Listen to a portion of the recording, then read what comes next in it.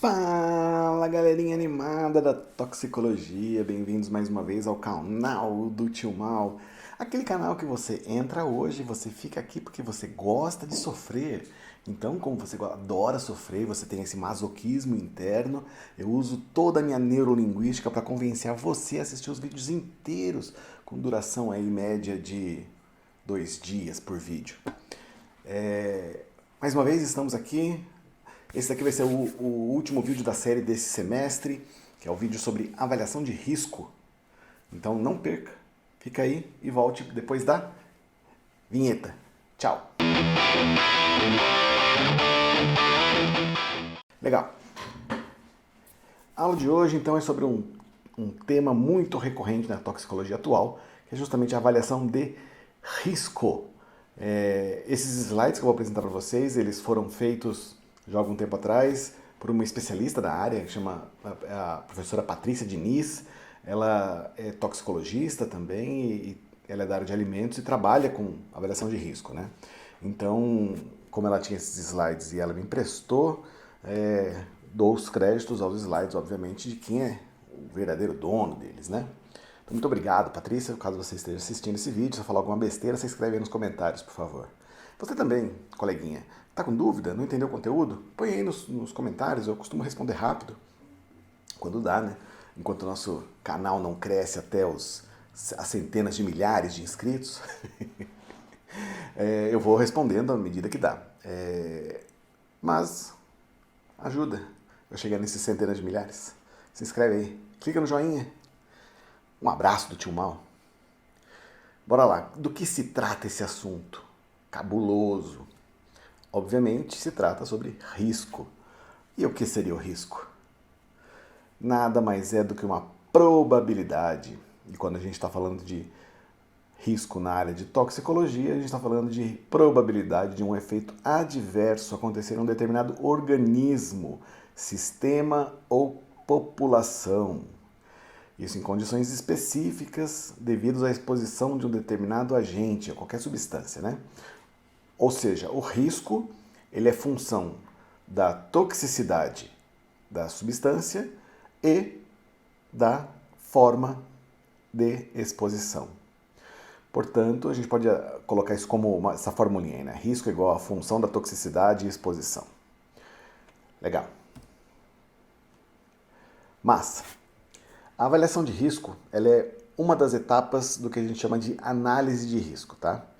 A análise de risco ela é composta dessas 3 etapas, né? A primeira coisa é a gente avaliar justamente o risco, né?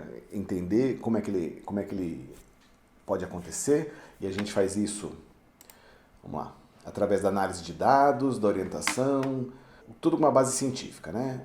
Se vocês assistiram minhas aulas de avaliação toxicológica, é aqui que os resultados da avaliação toxicológica vão entrar.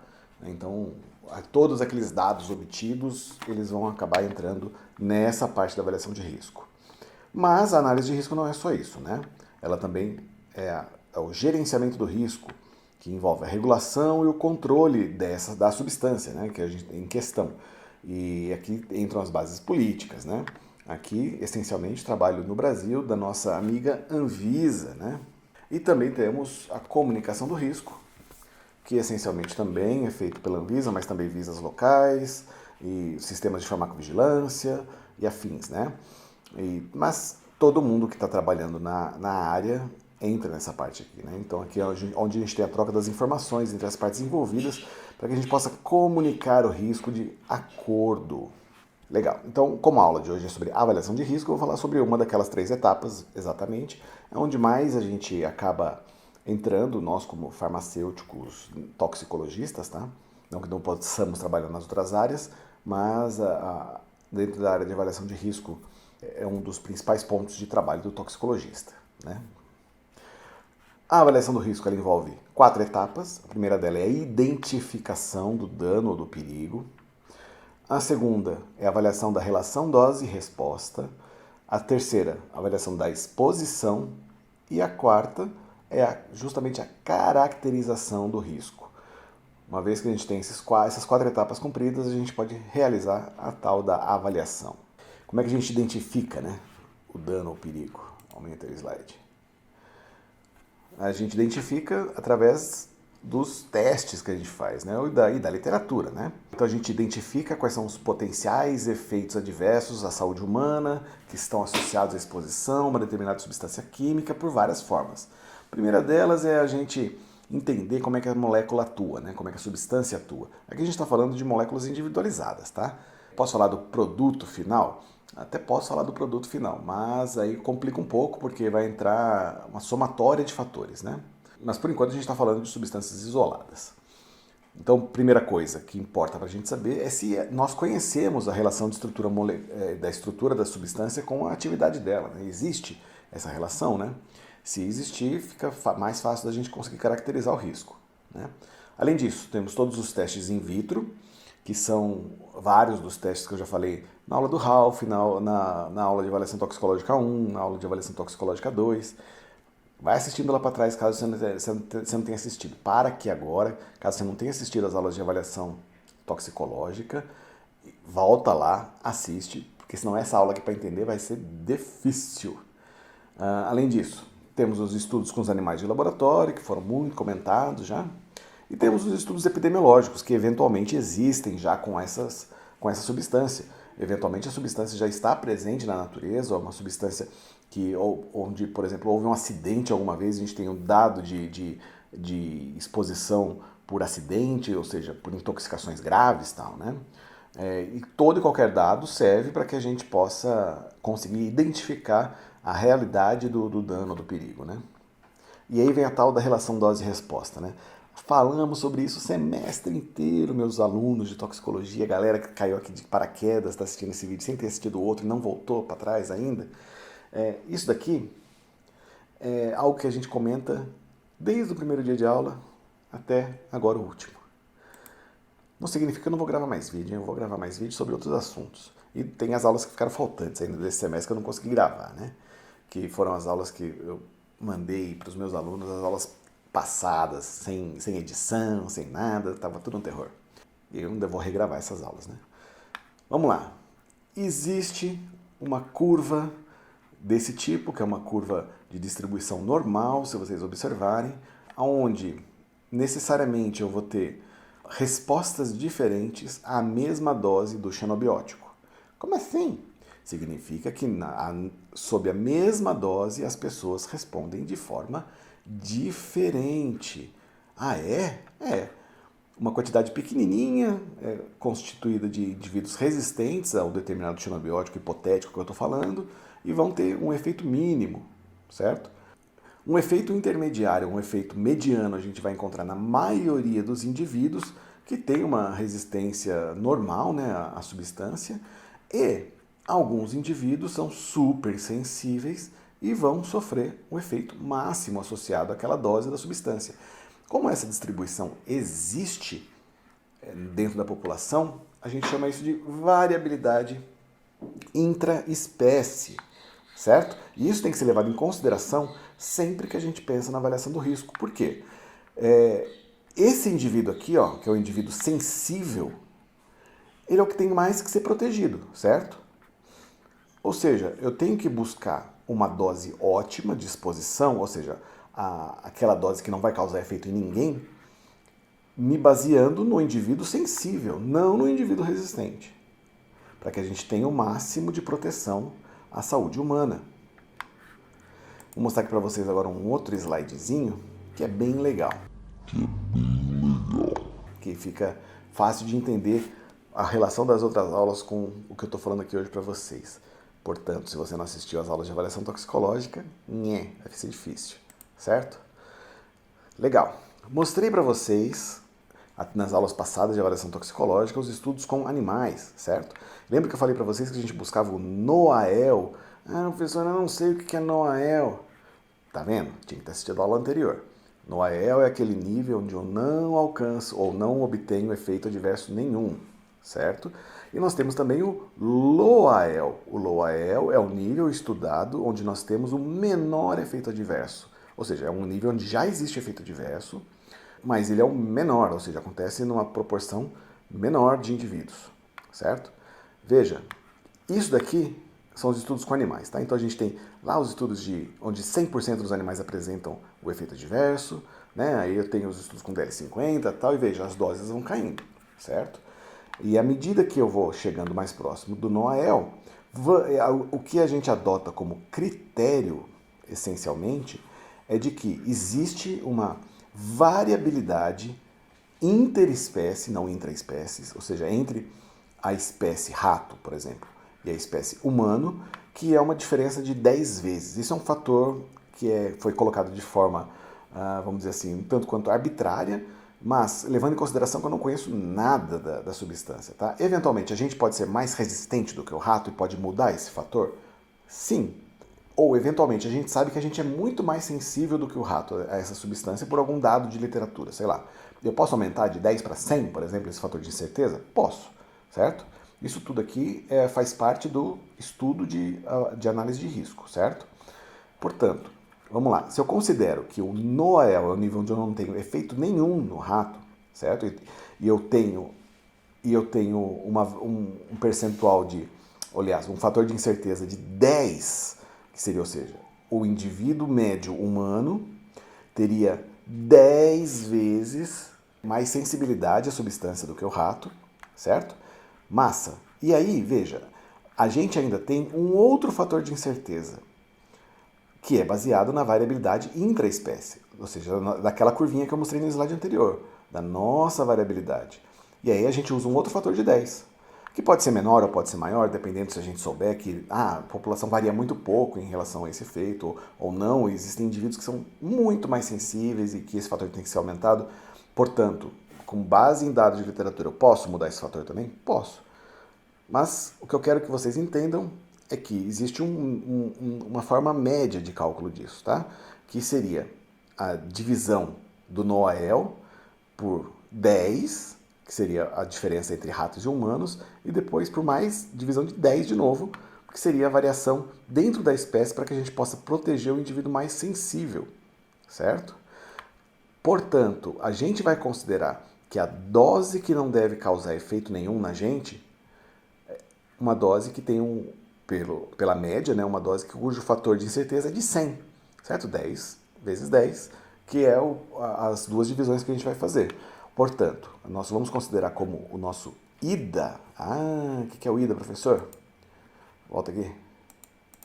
Carlito, põe aqui na edição, por favor. IDA. Ingestão diária aceitável. Ou seja, é aquele... Deixa eu voltar aqui o slide. É a quantidade que uma pessoa pode ingerir durante todos os dias da vida dela, sem que ela apresente nenhum efeito adverso. Por isso que quando eu falei na aula de avaliação toxicológica que o NOAEL mais exato era conseguido depois dos testes de toxicidade / carcinogenicidade, é porque o teste era feito com a vida inteira e é nesse parâmetro que a gente vai se basear para poder calcular a nossa ingestão diária aceitável, certo? Isso aqui é muito feito para alimentos, principalmente, ok? Dentro dessa relação dose-resposta, obviamente que nós temos que saber se a substância ela tem potencial carcinogênico ou genotóxico. Porque se ela tiver potencial carcinogênico ou genotóxico, não vai existir ingestão diária aceitável, tá? Por que não? Porque uma molécula pode causar câncer já, certo? Em teoria, se a gente tiver a interferência de uma molécula causando um problema no DNA e não for reparado, isso pode gerar uma mutação que, se não for corrigida, pode virar câncer, certo? Exatamente por isso é que a gente tem que entender qual é o fator de potência carcinogênica dessa substância, eu vou falar um pouquinho disso depois. E a gente trabalha também com doses que são chamadas de benchmark dose, que são as doses de comparação. Bom, obviamente, como vocês puderam perceber, para que eu possa fazer o cálculo do IDA, eu obrigatoriamente tenho que saber qual é o NOAEL, certo? Se vocês se lembram da aula de avaliação toxicológica, mais uma vez, eu lembro que eu falei para vocês, nós temos que chegar no NOAEL, tal, mas não é sempre que a gente consegue, tá? Muitas vezes as doses que são testadas, elas acabam causando algum efeito no longo da vida, né, de 2 anos do bicho, né?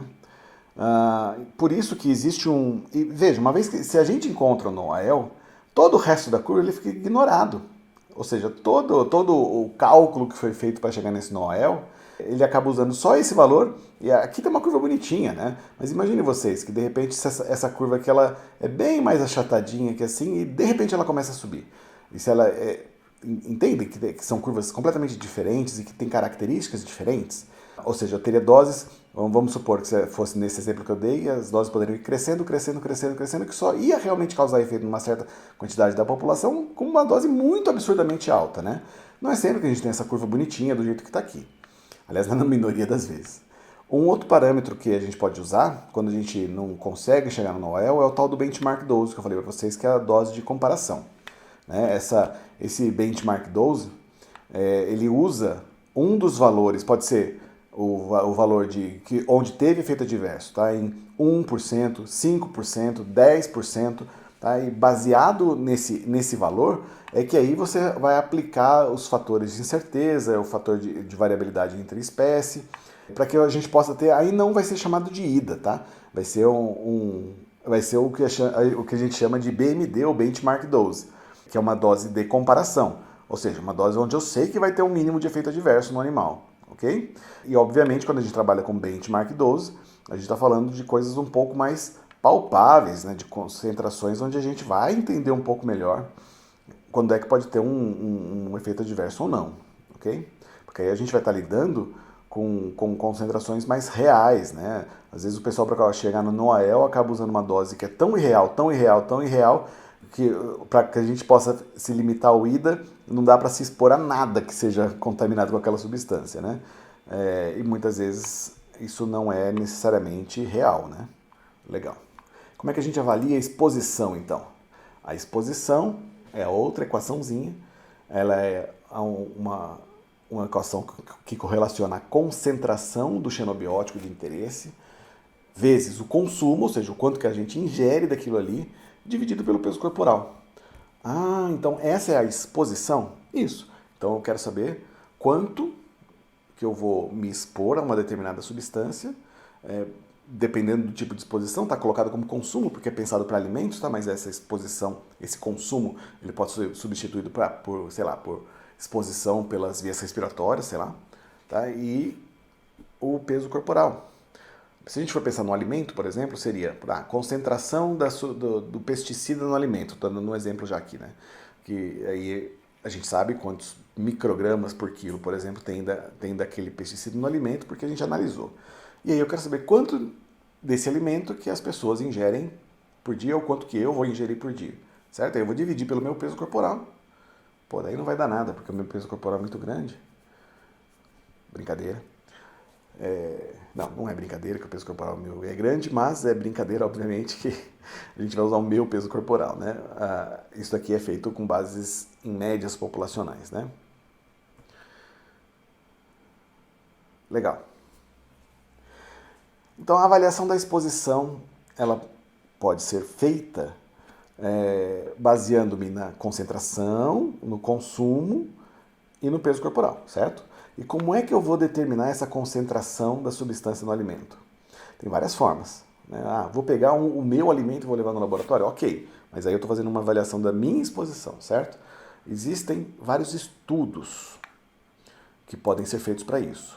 Se vocês se lembram, lá da aula de pesticidas, a gente tinha um limite máximo de resíduos. Tá? Se a gente estiver falando de aditivos alimentares ou coisas que a gente está colocando, no alimento, a gente está falando de limite máximo de aditivo. Tá? Agora, o limite, quando a gente fala de pesticida ou de contaminantes, a gente está falando de limite máximo de resíduos. A gente pode se basear nesse limite máximo de resíduos? Vamos dizer que seria a forma mais simples da gente calcular a avaliação da exposição, né? Porque eu não tenho como, vou mensurar a quantidade do pesticida X no arroz. Eu teria que avaliar todos os arroz produzidos no Brasil para tirar uma média para ver quanto que tem daquele pesticida na média do Brasil, né? Isso se torna um pouco complexo. Como é que a gente usaria essa concentração, né? O limite máximo de resíduos, se vocês se lembram, é um parâmetro agronômico que mostra para a gente a menor quantidade do pesticida, por exemplo, que eu posso colocar numa lavoura e que vai produzir a melhor lavoura possível e vai me apresentar uma concentração também baixa no alimento, certo? É um parâmetro agronômico. Se a gente for considerar que todo mundo planta direitinho tal, e cada lavoura tem o seu tipo de pesticida que pode ser aplicado, se vocês se lembram, eu falei isso lá também, né? Tem as culturas específicas para cada pesticida. E aí a gente pode usar, por exemplo, como exposição ou como concentração da substância no alimento, o limite máximo de resíduo. Ah, mas tem vezes que a gente vai lá, pega o alimento e vê que tem excesso de pesticida ou não é o pesticida certo. Sim, isso realmente acontece e é exatamente aí que entra o maior viés desse tipo de uso de cálculo, né?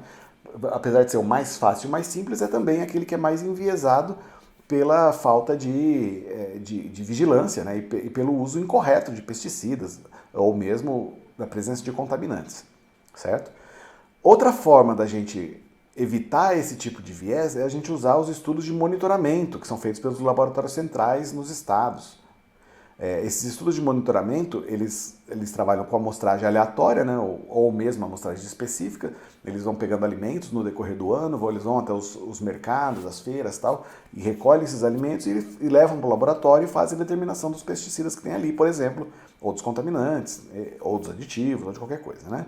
E aí, baseado nisso, é que a gente faz o cálculo do quanto que a substância está presente em cada alimento, né? E aí a gente vai ter que ter os dados de comercialização, de consumo, para poder fazer esses estudos, né? Além disso, e vamos dizer que em ordem de dificuldade, esse seria o segundo de maior dificuldade, né? Além disso, nós temos os estudos de dieta total, que é uma estimativa mais precisa, né, do que os outros dois que estão acima, e pega os alimentos da forma como eles são consumidos, né, o que a gente tem um problema disso lá nas análises feitas pelo LACEN, porque a gente pega um alimento no formato que ele é comercializado, por exemplo, arroz, né? A gente pega o arroz cru. Mas será que a concentração do pesticida vai ser a mesma depois que eu cozinhar o arroz? Ah, mas depende do pesticida. Tem pesticida que é resistente ao calor, tem pesticida que não é, que quebra, que hidrolisa e tal, né? E por isso é que a gente existe essa diferença, tá? Já nos estudos de dieta total, a gente vai fazer análise no total da dieta, né? Do que a população tem, nos alimentos da forma como eles são consumidos. Então você tira esse tipo de viés. Porém, é um estudo mais caro, mais difícil, envolve maior recurso, maior necessidade de recursos, né? E o estudo mais complexo de todos é o que a gente chama de estudo de dieta duplicada, né? O estudo de dieta duplicada, ele, vamos dizer assim, seria o mais preciso, porque ele envolveria grupos de pessoas, né? Você vai saber quanto que aquele grupo está se expondo a uma determinada substância, e ele é baseado no que a gente chama de duplicação da dieta. Então, a pessoa vai comer um negócio, ela pega um igualzinho e põe num saquinho para ser avaliado no laboratório. Ah, vou fazer um prato aqui de comida. Então, você vai com 2 pratos, uma concha de feijão aqui, uma concha de feijão no outro. Arroz aqui, arroz no outro. Alface aqui, alface no outro. E você pega esse outro prato e leva para o laboratório para analisar o quanto que tem de contaminante, pesticida, ou enfim, dentro desse outro prato. Ou seja, ele vai ser fidedigno àquilo que aquele grupo está se expondo. Mas vocês conseguem imaginar o grau de dificuldade que é fazer isso? Para populações enormes eu não consigo fazer isso absolutamente, né? É impossível. Impossível nada é, né? Mas... Legal.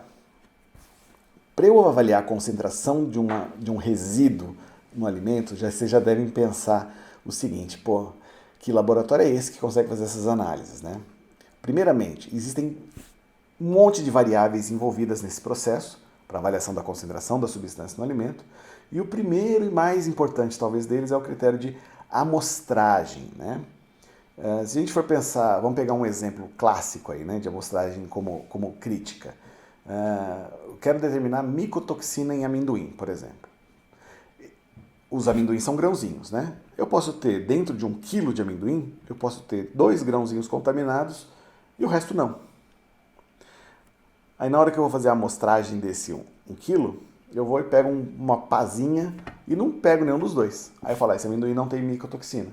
Mas está ali dentro. E na hora que ele vai ser processado pela indústria, ou na hora que vai ser ingerido pela pessoa, a pessoa vai acabar ingerindo toda aquela micotoxina que vai estar naqueles 2 grãozinhos em concentração altíssima. Na hora que você dilui no meio, fica acima da concentração que se esperaria como máxima, né? Aceitável. E aí faz o quê? Como é que faz isso, né? Existem várias formas de você melhorar essa amostragem, né? Tanto para o amendoim, onde você pode, ao invés de pegar uma pazinha, você tritura todo o amendoim, faz uma pasta, o pessoal chama de slurry isso daí, né? Faz uma pasta desse amendoim, e aí você retira uma amostra que é mais homogênea do que pegar alguns grãozinhos separados, ou essa amostragem ela pode ser feita lá no silo de armazenagem, né? E dependendo do lugar do silo, está no fundo, está no meio, está no alto, tem mais umidade, tem menor umidade, tudo isso tem que ser controlado. E todos esses parâmetros eles são importantes na hora da avaliação. Além disso, uma vez que a amostragem foi feita, vamos considerar que foi feita da melhor forma possível, qual é o método analítico que vai identificar essa substância no alimento? Isso é crítico, porque a gente está falando de valores ou concentrações que são muito baixos. São valores que estão numa escala de 10 a menos 5, 10 a menos 6, 10 a menos 7 gramas, miligramas, né? E quando a gente está falando dessa ordem de grandeza, nós precisamos de equipamentos com alta sensibilidade e com bastante especificidade também. Portanto, é importante que a gente trabalhe com métodos validados, então são métodos que têm que ser precisos, sensíveis, exatos, e a gente tenha valores de limite de quantificação, esse LOQ que está aí, que é o Limit of Quantification, e limite de detecção também bem baixos, para que eu consiga determinar a substância em concentrações realmente irrisórias. Aí a gente vai entrar naquele dilema, né? O consumo de alimentos. Eu falei para vocês que tem ali a tal da dieta. Falei que tinha um slide falando disso, né? Falei que tinha a dieta duplicada como sendo possível da gente usar, que era mais difícil de fazer. Tem os dados de consumo individual, né? Que você pode pedir para a pessoa preencher Oi, passarinho. Pode comer a ração do cachorro. Que você pode pedir para a pessoa preencher com recordatório. O que eu comi hoje? Aí a pessoa vai lá e preenche, faz isso durante 30 dias. E existem vários estudos assim, ok? Além disso, existem aqueles estudos que veem a disponibilidade do alimento no domicílio.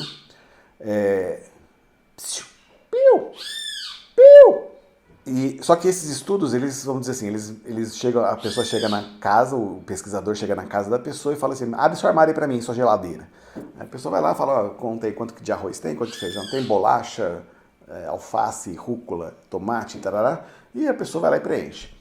Só que, como vocês sabem, a gente tem uma perda de alimentos em casa que é muito maior do que o ideal, né? Pelo menos em boa parte dos domicílios brasileiros. E por isso, acaba que aquilo que existe na casa não necessariamente vai ser consumido. E aquilo que existe na casa não necessariamente vai ser consumido por todos, né? Aquilo pode ser de consumo individual, só de uma pessoa, e outra come outras coisas e tal, né? E temos ainda os dados de suprimentos de alimentos, né? Ou seja, quanto que o supermercado compra, quanto que ele vende, e quanto que isso chega na mão das pessoas. E vejam, são diferentes graus de exatidão e diferentes graus de quantidade de pessoas que eu consigo avaliar ao mesmo tempo aqui, certo? Os dados de suprimentos de alimentos, eles são baseados não só nos dados dos supermercados, né? Mas também nos balancetes agropecuários, né? E vamos dizer assim, esse ano a produção agrícola do Brasil teve X mil toneladas de café. E eu sempre falo do café, né? E aí essas X mil toneladas, tanto foi para o exterior, um tanto foi para consumo interno, então a gente sabe que tem esse tanto de consumo de café para consumir internamente, né? E a gente considera tudo como se fosse consumível, né? E aí a gente vai traçar uma média da disponibilidade do alimento não processado por habitante. Vocês já enxergaram todos os vieses aí, né? Ou seja, a gente vai ter uma média de habitantes, uma média de disponibilidade, e a gente sabe que é completamente diferente dentro da população, né? Dentro das classes sociais e tudo mais, né? Mas isso é baseado numa recomendação da própria ONU, né? Da FAO, da Food and Agriculture Organization, que é um dos membros da Organização Mundial de Saúde. Então eles pegam esses dados de suprimentos de alimentos e mandam para eles, e eles calculam aí quais são as dietas cluster, né? Que isso pode ser uma das formas de você avaliar a exposição ou a quantidade de alimentos que uma determinada região tem e usa mais, né? Obviamente que vai ser baseado somente nos reportes de produção agrícola, então serve para alimento cru, semi-processado no máximo, tal, né? Então vai servir para pesticida, tal, mas para aditivos alimentares ele não vai servir muito, porque ele não trabalha muito com alimentos industrializados, né? E aí, baseado nessa prerrogativa aí da FAO, eles calculam aí o quanto que cada país ingere de um determinado tipo de carboidrato, um determinado tipo de proteína, e a gente tem alguns clusters, né, de alimentação parecida. Se vocês olharem aí, a nossa dieta é mais parecida com o pessoal ali do norte, né, da América do Sul, do que com os argentinos ou chilenos, tal, né? Que tem uma dieta mais parecida com os americanos. E se vocês olharem na Ásia, ela é completamente diferente, né? Então, a gente tem tipos de dietas completamente diferentes em relação a carboidratos, ao tipo de carboidrato, né, ao tipo de proteína, a fonte do carboidrato, né, por exemplo. Então, é diferente você comer o carboidrato da batata ou do milho. É diferente, você vai nutricionalmente tem uma certa diferença, mas em termos de resíduos, de pesticidas, esse tipo de coisa vai variar completamente. Essa é uma forma da gente ter alguns dados quando a gente quer saber a exposição de populações inteiras, né, a uma determinada substância. Vejam, ainda posso, como eu falei, a gente pode ver a quantidade de alimentos no domicílio, né? E aí eu já até falei, né? Isso anteriormente, eu vou passar rápido. Só vou falar aí de uma pesquisa que é feita periodicamente pelo IBGE, que consta ou que consulta a quantidade de alimentos que a família adquiriu, né? Que é a POF. A POF é a pesquisa de orçamento familiar, feito pelo IBGE, o Instituto Brasileiro de Geografia e Estatística, né? Então eles entrevistam, em teoria, todo o Brasil. Né? Como é que eles fazem isso? Eles fazem uma abordagem estatística, então eles fazem uma amostragem de domicílios. No Brasil, para que eles possam analisar de forma que seja equivalente a você fazer uma pesquisa em todo o território nacional, na área rural e na área agrícola, eles distribuem regionalmente uma quantidade de domicílios necessários de serem pesquisados. Então, no Brasil, eles pesquisam entre 50 e 60 mil domicílios que vão ser representativos de todos os domicílios brasileiros, em termos estatísticos, né? Ou seja, eles não vão saber exatamente quanto que cada um se alimentou, mas eles têm o dado de aquisição de alimentos durante 30 dias de uma família inteira, e representando o consumo regionalizado e por habitante, né? Ou praticamente, né? E aí a gente tinha aqueles dados de consumo individual também que eu falei para vocês, que para grupos pequenos ele funciona bem, né? Ele pode estabelecer as relações de consumo por peso corporal. O problema é que ele é baseado num questionário de frequência alimentar, e então ele vai fazer uma entrevista onde a própria pessoa vai preencher um documento falando, olha, hoje eu comi tal coisa, tal coisa, tal coisa. E é num recordatório de 24 horas, né? Ou seja, se você esqueceu o que você comeu, já era, né? Dá viés aí na pesquisa. Mas para grupos pequenos costuma funcionar bem. E aí eu falei que eu tinha todos os slides aqui, ó. Eu de dieta duplicada. Aqui é interessante que a gente vai ter o dado de peso corporal específico das pessoas que vão ser avaliadas, né? Portanto, isso aqui só é restrito a grupos específicos, né? Eu quero saber no asilo fulano de tal, quero saber como é que os idosos estão sendo expostos a um determinado, sei lá, hormônio, a um determinado pesticida, tal, né? É um estudo super complexo, ele é caro pra caramba para fazer, porque você tem que analisar amostras individualizadas, tal, né? Então já dá para imaginar aí que fazer dieta duplicada não é um estudo simples. Legal. E aí um conceito que eu preciso passar para vocês é um conceito que é necessário fazer a diferença entre exposição cumulativa e exposição agregada. Dá uma olhada. Exposição cumulativa é uma exposição a várias substâncias que causam o mesmo efeito. E isso é importante para que eu faça a avaliação do risco combinado. Vamos supor, eu estou avaliando o quanto que a população vai poder se expor a um determinado xenobiótico que é hepatotóxico. Mas eu conheço vários outros que também são hepatotóxicos que estão presentes na dieta. Portanto, eu tenho que fazer a análise da exposição cumulativa. Ah, mas esse daqui é mais hepatotóxico do que aquele. Por isso é que existe o que a gente chama de fator de equivalência tóxica, para que a gente possa dar pesos para essas exposições, né? E a exposição agregada, a gente está falando da exposição a uma só substância que venha de várias fontes de exposição. Ah, por exemplo, então, tem o pesticida X que está presente no tomate, no arroz e no feijão, tá? E aí eu sei que as pessoas se alimentam de tomate, arroz e feijão todos os dias. O que a gente vai fazer para avaliar a exposição a esse pesticida é avaliar a exposição agregada, ou seja, do somatório do quanto vai existir dentro do tomate, dentro do feijão, dentro do arroz, nesse caso, exemplo que eu falei, para poder fazer a conta do quanto que a pessoa está se expondo no total àquele pesticida, ou quanto que as pessoas vão se expor normalmente àquele pesticida. E aí vem a calculeira, né? A avaliação da exposição, ela envolve a gente fazer cálculos para saber o quanto que a pessoa está ingerindo do pesticida e tal, né? E aí existem várias formas. É simplesmente o que eu mostrei para vocês lá, que é o mais simples, onde a gente vai pegar valores fixos, pontuais de concentração, pontuais de consumo. Então vou me basear em todas essas formas de obtenção de dados.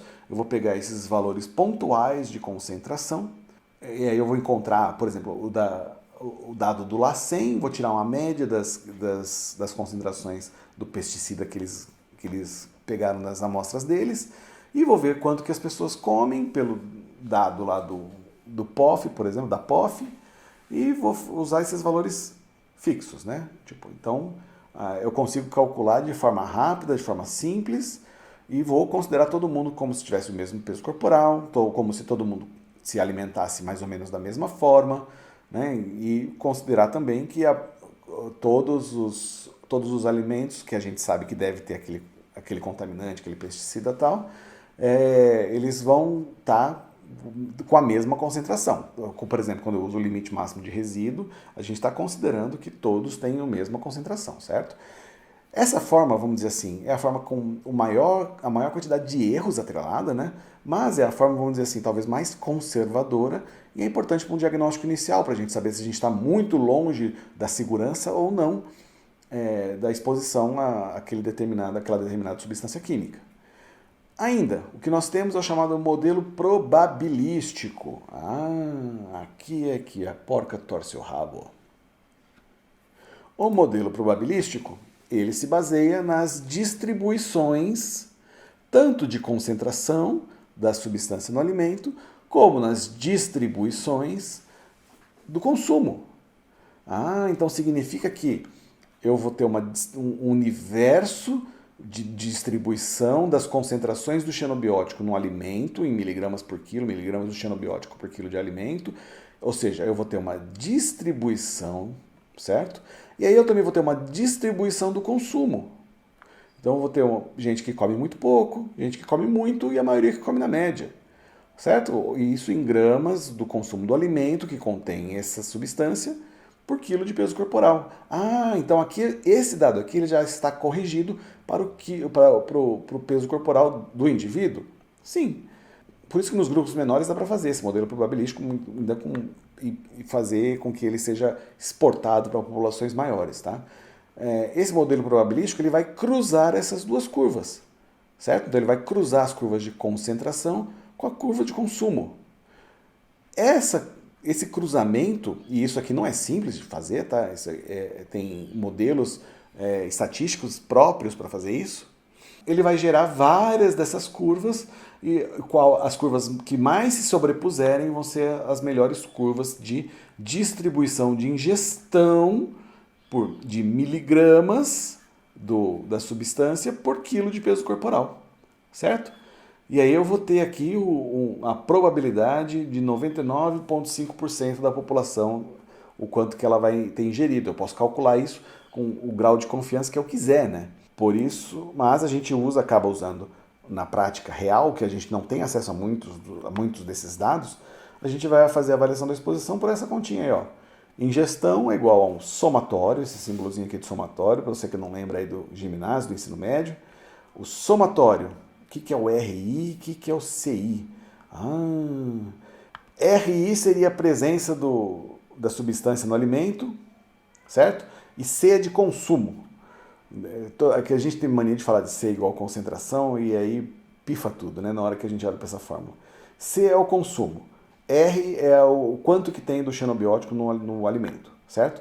Então vai ser o somatório do quanto que é consumido vezes a concentração daquele no alimento. E, então vamos lá, eu tenho alimento A, se eu tiver 6 alimentos, eu vou ter que fazer essa continha para cada alimento e vou somar os 6, certo? E vou dividir pelo peso corporal. E aí, eu vou ter um valor calculado. Esse valor calculado ele tem que ser comparado com o valor estabelecido, se já houver, né? Então vamos supor, a ingestão diária aceitável do pesticida H é de 0,05 miligramas por quilo de peso corporal, certo? Se eu calculei que deu 0,04, significa que eu estou ingerindo um valor abaixo do valor estabelecido. Portanto, estou seguro. Se o meu valor calculado é acima desse 0,05, significa que eu estou em risco. Significa, já morri? Não, significa que eu estou em risco. Quanto maior for esse consumo, maior o risco.